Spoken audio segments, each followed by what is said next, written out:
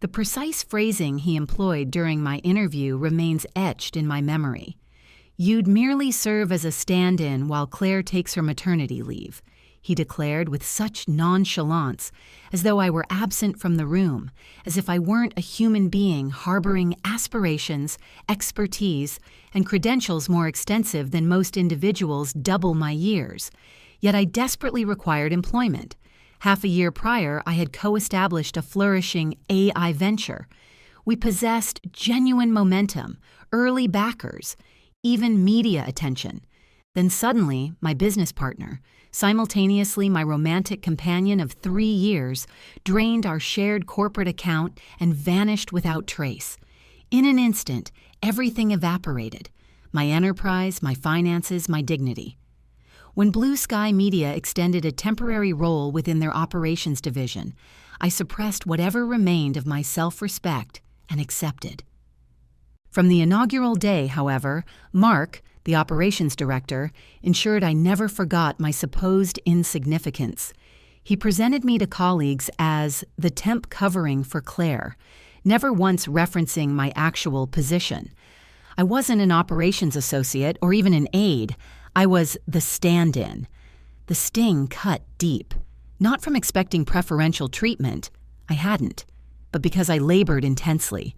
I arrived early, departed late, repaired dysfunctional procedures nobody else bothered addressing. Yet I remained invisible. My workstation occupied the furthest corner of the floor, adjacent to the storage room. Whenever I contributed insights during meetings, Mark dismissed them with condescending grins or curt, "let's proceed" responses. Once, before half the department, he declared, "We require no innovation from someone lacking permanence." Standing in that conference room, face burning, pulse racing, I yearned to speak up, to advocate for myself. But I remained silent because, in his perception, I wasn't worth defending. Evenings found me staring at my ceiling, questioning whether I'd ever transcend temporary status. Something Mark remained unaware of existed, though. Each dismissal, each minimization of my contributions, each eye roll at my suggestions ignited something within me. Silently, I began documenting everything: what functioned, what failed, what improvements were possible. I examined gaps in corporate workflow, observed interdepartmental communication breakdowns, posed questions others neglected to ask. I understood my tenure there was finite, but should I ever receive another opportunity to construct something, I'd approach it differently, more intelligently, more robustly, unshatterably. Still, I harbored hope he'd recognize my worth before my departure. Deep down, though, I knew better. Individuals like Mark never notice the quiet ones approaching. By my second week's conclusion at Blue Sky, Mark's treatment transcended mere neglect. He'd perfected the art of dismissal. Monday strategy sessions excluded me. He claimed they exceeded my position's scope. Internal Slack channels where actual decisions occurred remained inaccessible. When I requested access, his response bordered on ridiculous. "Don't concern yourself with those, Arya. You're here to maintain operations, not establish them." That familiar, smug expression accompanied his words, as if my contributing something valuable was comedic. Nevertheless, I persevered. I fulfilled my duties, enhanced the client intake process, reducing average completion time by 30%. I developed a shared database enabling real-time communication between sales and operations teams for the first time ever. Nobody acknowledged it. Actually, Mark noticed, then claimed credit. Verbatim, he presented my process enhancements at the subsequent team review, complete with graphics I'd created. He didn't even modify the color palette. Anger stirred within me, but exhaustion dominated. Weary of feeling compelled to shout for acknowledgement, of proving my worth tenfold just to earn minimal respect. During one afternoon client intake call, I proposed a solution to a billing problem that had persisted for weeks. The client embraced it. Problem resolved in 5 minutes. Mark participated in the call, but instead of expressing gratitude, he muted himself, then unmuted briefly to state, "Let's revisit that." I'm uncertain. Arya completely grasps our billing structure. I sat stunned. The client fell silent. My pulse thundered in my ears. Following the call, I marched directly to Mark's office. I've been performing excellent work, I stated evenly. I've rectified systems broken long before my arrival. I deserve serious consideration. He barely glanced up from his monitor. Arya, he finally said, meeting my gaze, you're performing adequately, but let's not mistake temporary achievements for lasting worth. I stood speechless. What response exists for someone who sees through you rather than seeing you? That Friday, during our quarterly company celebration in the break room, cake, inexpensive champagne, typical fare, Mark delivered his toast while looking directly at me, smiling as if we were longtime friends. Let's applaud our quarter's MVP, Claire. And naturally, thanks to Arya for maintaining operations during her absence, our very own stand-in. Everyone chuckled. I laughed too. What alternative existed? Yet internally, something fractured. Not because he labeled me a stand-in, he'd done so from day one, but because in that instant I realized his sincerity. He genuinely, honestly believed I was transitory, that regardless of my efforts, I'd never become more than space someone else would eventually occupy. He had no comprehension of what that moment would unleash in me, no awareness of what I was destined to become. The termination arrived without warning. No meeting, no discussion, merely a frigid email appearing in my inbox like a final blow. Subject: transition plan. Effective immediately. I clicked, half anticipating some acknowledgement, perhaps gratitude for maintaining smooth operations during Claire's absence. Instead, now that Claire has officially returned from maternity leave, we'll commence the handover process this week. Your final day will be Friday. Please ensure all documentation is updated and transferred accordingly. That was all. No appreciation, no recognition, not even a sentence suggesting my time there had significance. I simply sat staring at the screen as words blurred. Not because I hadn't anticipated it, I had. But there's a distinction between expecting something and feeling it strike your chest. I surveyed the office. People laughed near the coffee station. Someone argued about a malfunctioning printer. Life continued as if I didn't exist. Mark hadn't even approached to speak personally. Not a word, not a glance. He dismissed me identically to how he'd treated me for 6 months, like background noise. I closed my laptop, suddenly drained. Everything felt weighted. My limbs, my heart, even my breathing. That evening, I walked home silently. San Diego's streets remained warm, yet I couldn't shake the chill beneath my skin. I replayed recent months like a cruel montage.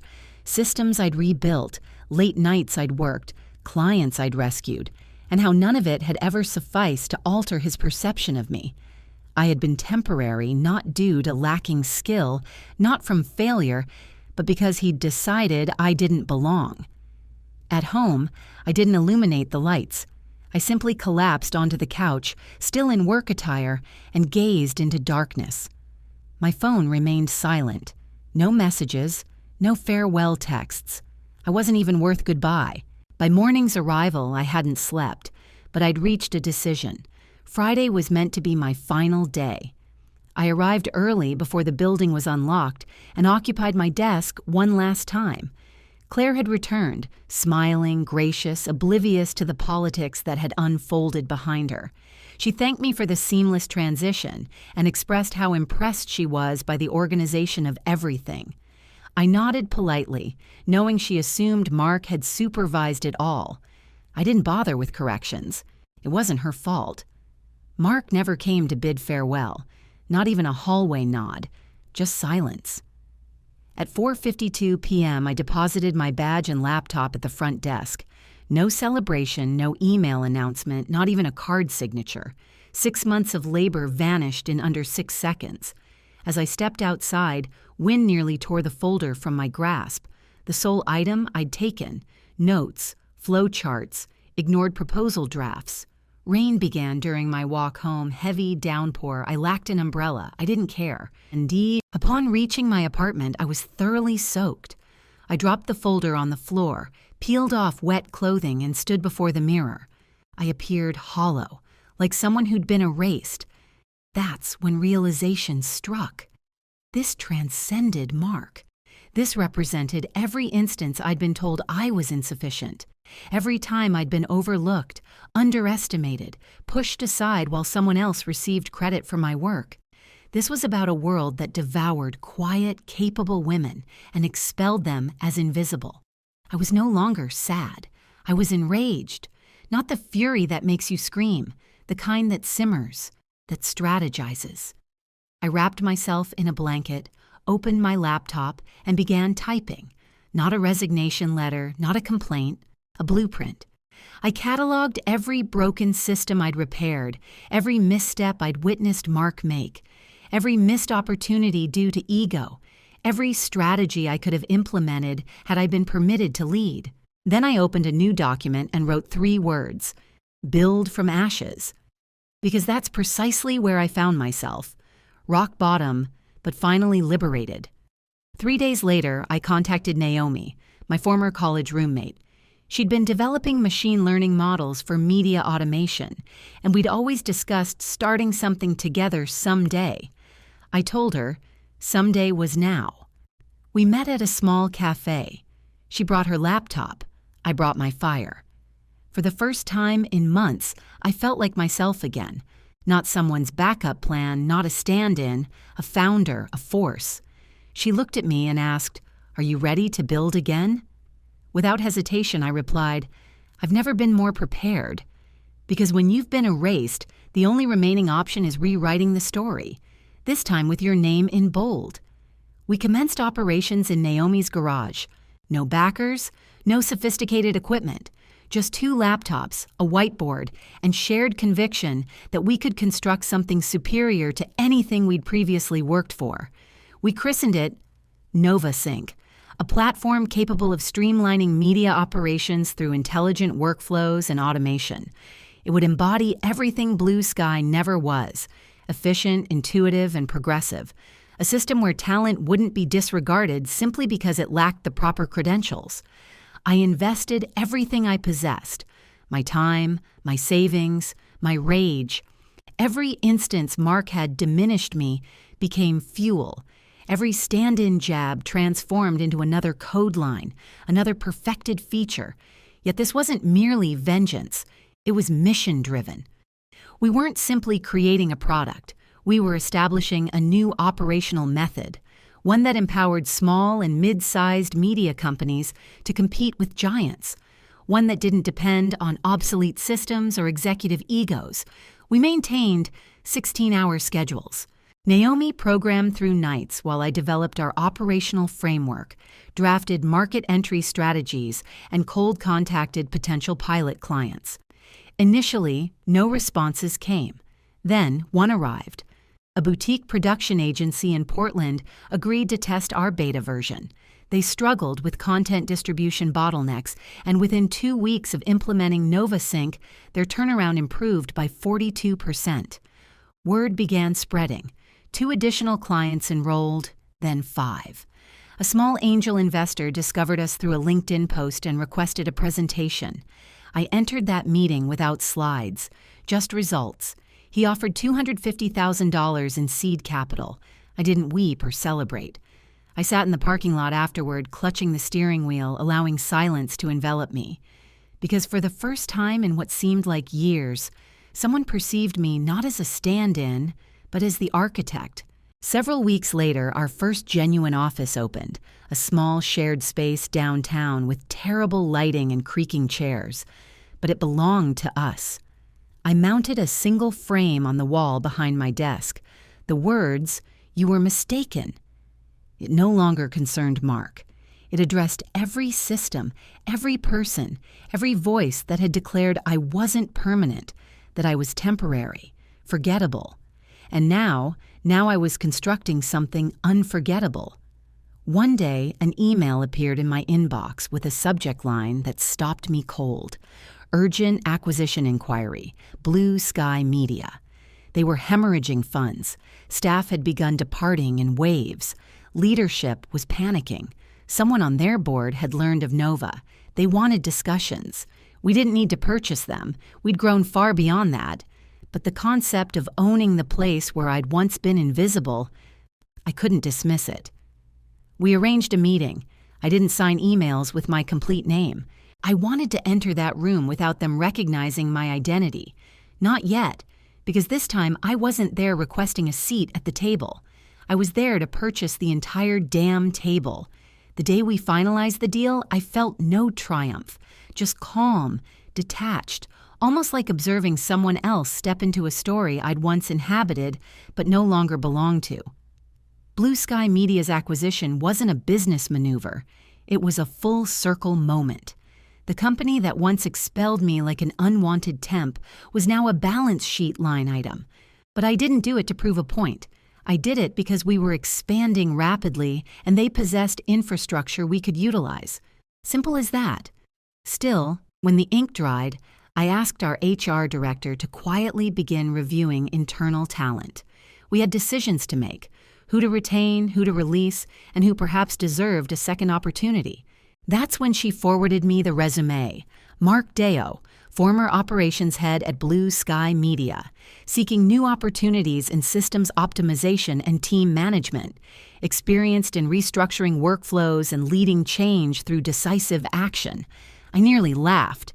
The same man who told me not to confuse temporary success with lasting value was now applying for employment under the company I owned. He had no idea. NovaSync's branding didn't feature my name anywhere. Our leadership page only listed our CTO, CFO, and a general executive office. I had chosen from the beginning to maintain a quiet presence. I stared at his name on the screen for an extended period. Then I clicked Invite to Interview. We scheduled the meeting for the following Thursday, 11:30 a.m., Conference Room B. I arrived 15 minutes early, sat at the table's head. No nameplate, no introductions, just me in a navy blazer, hair pulled back, laptop open. At exactly 11:29, the door opened. There he was, Mark. Same rigid posture, same overconfident gait, but the edges had softened. His suit appeared cheaper, his face more gaunt. His eyes swept the room, then locked on mine. He froze. It took only a second. The realization hit him like a blow. "Arya," he said, blinking. I smiled politely. "Hello, Mark. Please be seated." He didn't move initially. Then he slowly lowered himself into the chair opposite me, his gaze never leaving my face.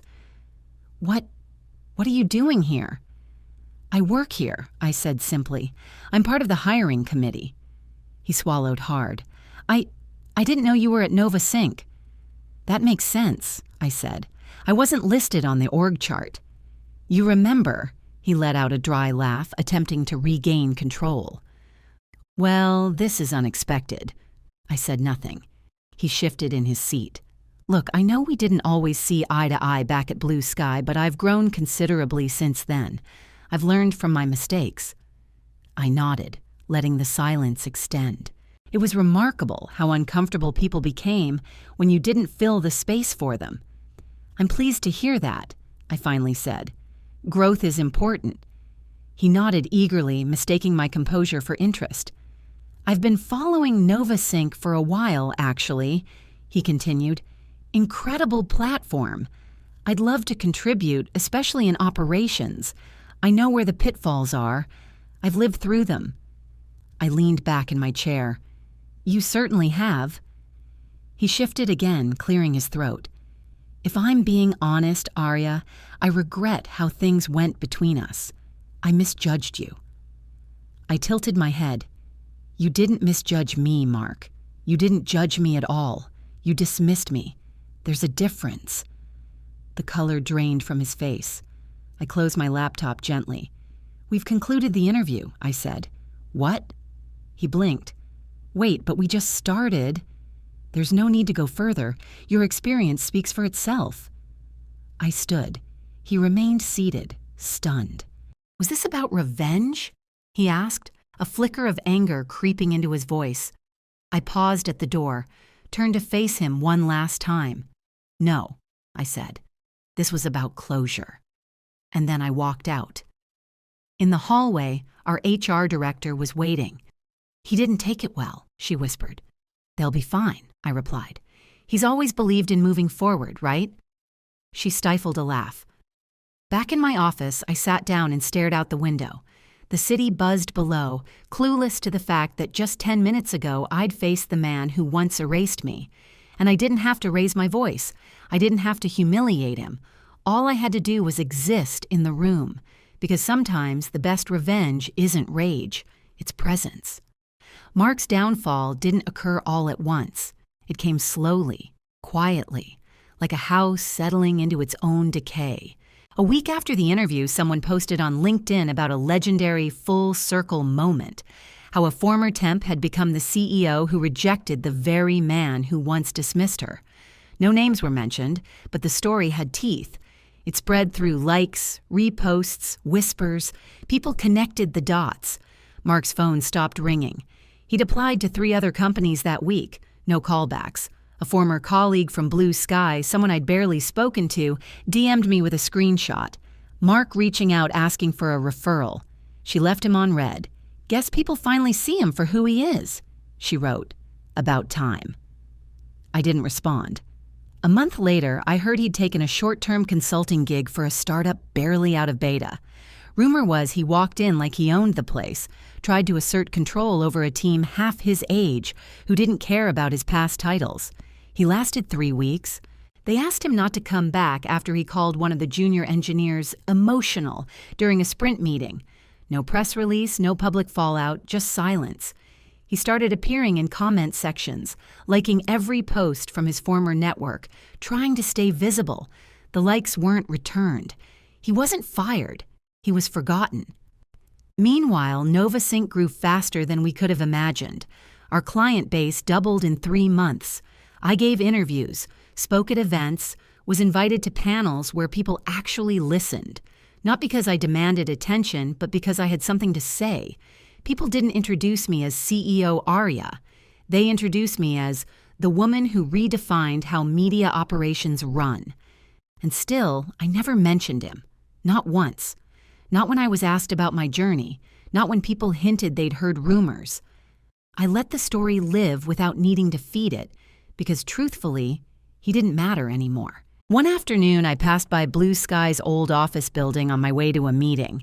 It had been renovated under NovaSync, completely rebranded, fresh paint, new layout, brighter windows. But I remembered that hallway, the flickering light Mark never approved fixing. I remembered the break room where he once called me our very own stand-in. I stood outside for a second, not to gloat, not to relive it, just to say goodbye to the version of me who used to stand there hoping to be seen. I whispered a thank you to her. She held on even when no one else did. Weeks passed, then months. One night I got an email from an unknown address. Subject, "You win." No message, just those 2 words. I didn't need to check who sent it. I already knew. I didn't reply because winning was never the point. The point was surviving, rebuilding, leading, becoming. Mark didn't fall because I pushed him. He fell because he had built his entire career on the idea that power came from position and never realized that real power walks quietly. Real power doesn't need to shout. It just stands still while others crumble. I hadn't anticipated seeing him again, but life has a manner of coming full circle, particularly when you've left matters unresolved. The invitation arrived quietly. West Coast Media Leadership Conference, featuring keynote speakers from the most influential tech innovators in media. NovaSync had become a headline sponsor, and I was requested to deliver the closing address. Initially, I hesitated. Then I accepted. Not for vengeance, not for recognition, for her, the version of myself who once departed Blue Sky in the rain, unseen. When I stepped onto the platform, I felt its significance. Hundreds of faces, industry veterans, rising stars, cameras rolling, but I wasn't nervous. I had nothing to prove. "My name is Arya," I began, and just over a year ago, I was told I was only good enough to be a stand-in. A ripple moved through the audience. I was temporary, disposable, easily replaced. At least that's what I was made to believe. But the truth is, I was never temporary. I was just early. Soft applause, a few gasps. I clicked the remote, revealing the next slide. The cost of overlooking quiet power. I shared my journey, not as a sob story, but as a blueprint. I spoke about systems built to silence the underestimated, about how innovation is often born in the minds of those no one listens to. And then, in the third row, I saw him. Mark. Stiff posture, eyes locked on me. A ghost of the man who once sat behind a desk and told me I'd never last. I didn't flinch. I didn't acknowledge him. Instead, I said, "Sometimes the ones who called you unworthy will end up sitting in the audience while you take the stage, and the most powerful thing you can do is keep speaking." The applause grew. This was never about proving someone wrong. It was about remembering I was always right to believe in myself. They said I was a stand-in, but I was never filling in someone else's spot. I was just waiting, building, until I had the power to create a space of my own. So, to anyone out there who's ever been dismissed, overlooked, told to stay in your lane, listen to me carefully. You don't need their permission to be permanent. You don't need their title to lead. You don't need to shout to matter. Sometimes all you need is the patience to build quietly and the courage to show up anyway. Then I clicked to the final slide. A photo of the sticky note I had written the night NovaSync began. 3 words. You were wrong. No name, no revenge, just closure. When I walked off the stage, the applause didn't matter. The cameras didn't matter. Even Mark slouched in the third row, eyes dark with realization. He didn't matter. What mattered was that I kept my promise. I showed up for every quiet fighter who had ever been made to feel like a stand-in, and I let them know they were never temporary. They were just early.